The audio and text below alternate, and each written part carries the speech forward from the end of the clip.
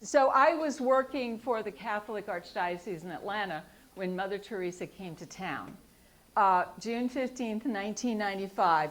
And here she is, my first look at Mother Teresa as she's getting off a little corporate jet.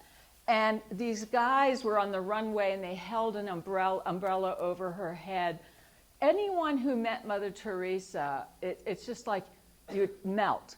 Her presence was just such a holy presence. You would just feel like you were melting in front of her.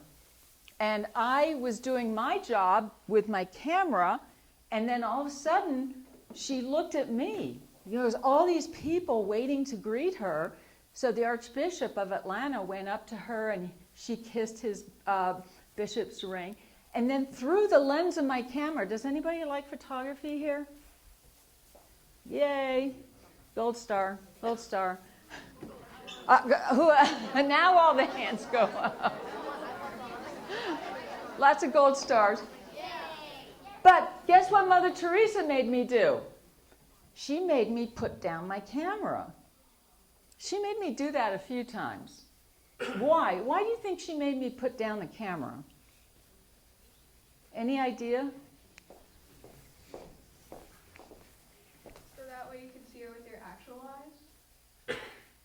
That's good. That's a gold star plus. Yes?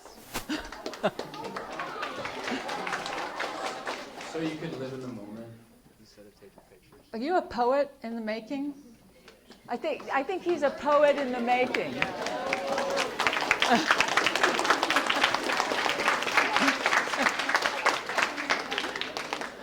A journalist, perception, maybe a psychologist. Yeah, so to be there, present, because you know what? Behind the camera, behind the lens of a camera, you can hide. You know, you can hide behind the camera. And so I sensed her telling me to put down my camera, and she walked right up to me, and this is what I have to do. I have to take, let's see, whose hands am I? She's shy. She took my hands like this, and she had these gigantic hands, and she looked right into my eyes. And I had to like bend down like this to be at her height. And she invited me to come and see. Come and see. Do you know any passage in the Bible that talks about come and see? Anyone? Does anyone know about the woman at the well? You do, yeah. So when Jesus comes to town, and the woman's at the well, she goes and tells everybody, come and see. You know, he's here.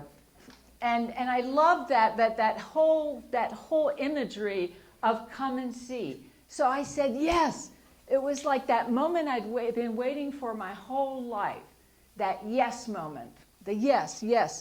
So Mother Teresa had this beautiful ability to make everyone around her feel important. So she made herself less important, but she made you feel when you're sitting next to her or standing beside her that you were the only person in the world at that very moment, being in the moment. Not in the past, not in the future, but being in the moment. I put my stuff in storage, and I went on a one-way ticket to India. And I had no idea when I was coming back. Just went.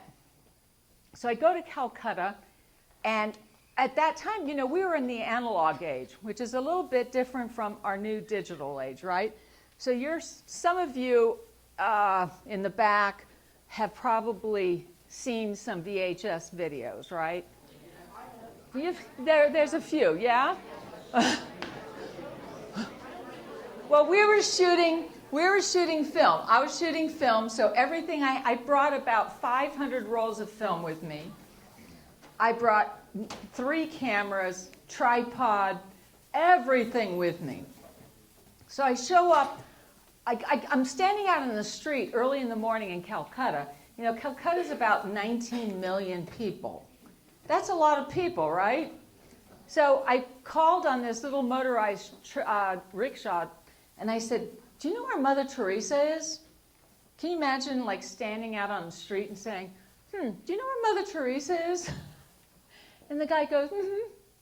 And he drove me to the Mother House, which is the headquarters for Mother Teresa and the Missionaries of Charity, on the busiest street in Calcutta. And I knocked on this big wooden door, and this little nun answered the door, and I said, is Mother Teresa here? Yes, come in, come in. And I sat waiting and waiting. You know that sense of waiting for something important to happen, like you're about to take an exam? And someone else, another nun, called me upstairs, and there was Mother Teresa greeting an Indian family. And I was so happy. I was so happy. Yes, she's here. And I just knelt on the ground, and I put my head on her feet.